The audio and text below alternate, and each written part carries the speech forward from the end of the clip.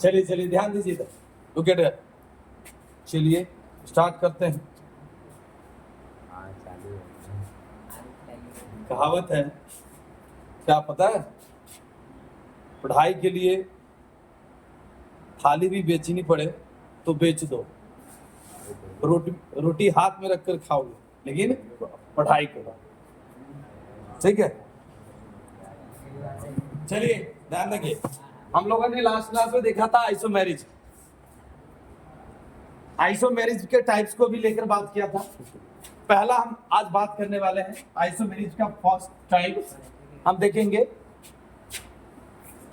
Structural isomerism.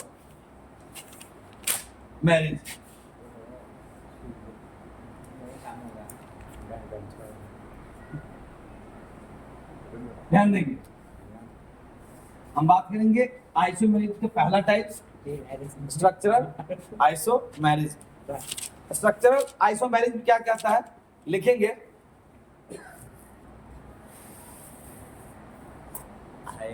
पहले structural isomerism के बारे में हेडिंग लगाएंगे, हेडिंग लगाकर देंगे सिंगल स्टार से, लिखेंगे स्ट्रक्चरल आइसोमेरिज। लिखेंगे स्ट्रक्चरल आइसोमेरिज में लिखिए, हेडिंग लगाइए स्ट्रक्चरल आइसोमेरिज। हम लोगों ने आइसोमेरिज की बात किया था, आइसोमेरिज, लेकिन स्ट्रक्चरल आइसोमेरिज हेडिंग लगाइए ना। ये टाइप्स दिखाए थे हम पिछले क्लास में।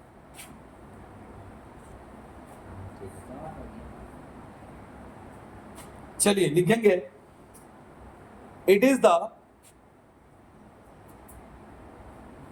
The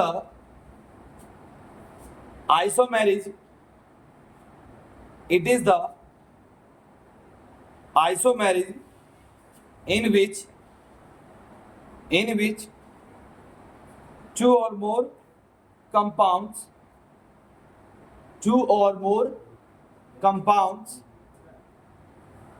have same molecular formula but different structures, full stop देंगे और फिर लिखेंगे it can be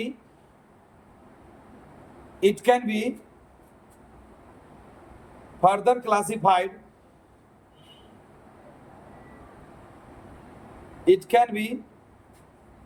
classified into given types.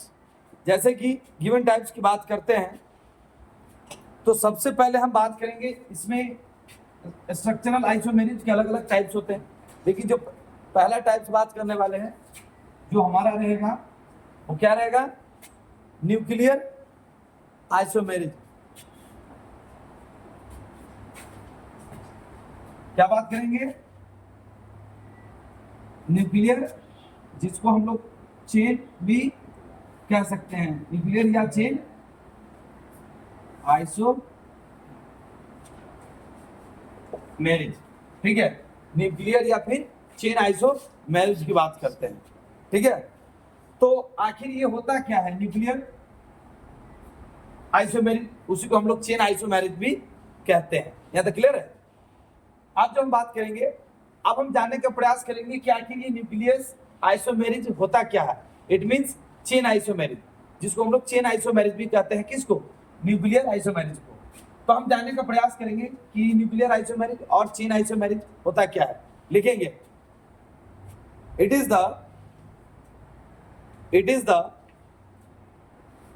The structural isomerism, it is the structural isomerism, in which two or more compounds have same molecular formula, have same molecular formula, but different arrangement, of carbon chain. यहां तक हो गए? सभी लोग लिख लिए? कहां तक छूटा?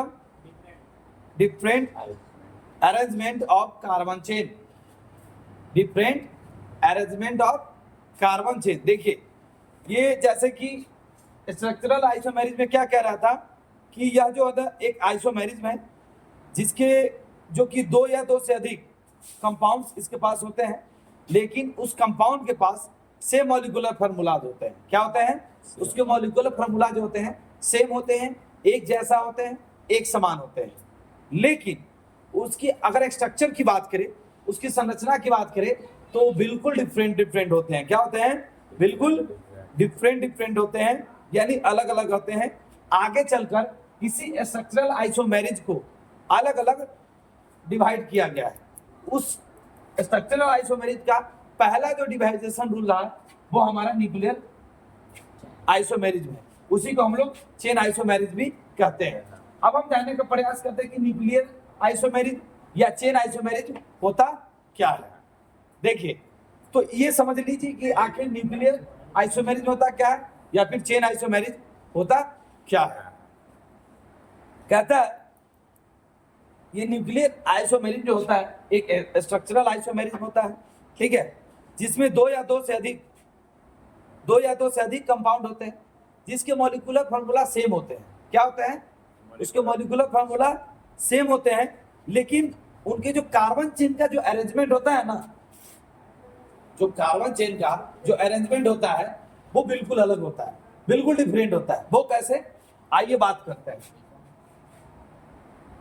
देखिए, जैसे अभी लगन चल रहा है, अभी शादी भी आपको चल रहा है ना। बाराती में लड़का पक्ष से लड़की पक्ष से बहुत सारे गेस्ट आते हैं, है ना। लेकिन सबसे ज्यादा एक्साइटमेंट अगर बात करें तो किस पक्ष के लोग होते हैं? लड़का पक्ष से। लड़की पक्ष से भी होता है, और लड़की पक्ष से सबसे ज्यादा एक्साइटमेंट होती है कि टीनेजर गर्ल्स। भाई साहब, वो पूरे जो है ना 1 से 2 घंटा तो मेकअप में ही लगा देते हैं। 1 घंटा तो एकदम मतलब मेकअप ही में लग जाते हैं। थोड़ा भी मेकअप उतरे पूरा कैरी करते हैं वो लोग मेकअप, बस साथ में लेकर पूरा कैरी करता है, पता है, पूरा लगाते थे। थोड़ा भी मौका मिला, थोड़ा भी देखा। अभी तो गर्मी है, बट 43, 42 अभी पटना का टेम्परेचर है। उस हालात में भी सामने जब जाएंगे तो मुझे लगता है नाइट के टाइम में भी जो टेम्परेचर रहता है वो 37, 39 के आसपास से कम नहीं हो रहा है। अभी फिलहाल टेम्परेचर ये बरकरार है। तो समझ रहे हैं हम बिहार में हैं, क्या हालात हो रहे हैं यहाँ की, और लुत्फ उठाना है गर्मी की शादी तो आइए हमारे बिहार में। चलिए हम बात करते हैं, हम अपने न्यूक्लियर चेन आइसोमेरिज की बात करते हैं। देखिए, तो इसका हम बात कर रहे हैं, जो कार्बन चेन का अरेंजमेंट होता है बिल्कुल क्या होता है? डिफरेंट होते हैं। जैसे यहाँ पर देख लीजिए एग्जांपल के तौर पे, ए बालक ध्यान दो, CH3 CH2 CH2 CH3। देखिए, ऐसे इसका नाम क्या है पता है? अच्छा, ब्यूटेन का फॉर्मूला जानते हैं आप? ब्यूटेन का फॉर्मूला क्या होता है? Number of carbon 4 and number of hydrogen atom 10। ऐसे इसका नाम क्या है पता है? ब्यूटेन है। क्या नाम है? ब्यूटेन है। 2 नेम है, एक आईपीसी नेम है, इसका नाम है ब्यूटेन। अगर इसी का कॉमन नेम की बात करेंगे तो इसका नाम है नॉर्मल ब्यूटेन। अच्छा, नेमिंग करने का तो सबको तरीका पता है? नहीं पता है, मिसिंग है। आप लोग तो पढ़ते हुए घर में बहुत ज्यादा, क्या करे स्नैपचैट और इंस्टाग्राम तो सो हालात कर दिया है ना। अभी हम लोग नहीं चाहते फिलहाल क्या बताएं हम, क्या वो सब नहीं चलाते हैं साहब।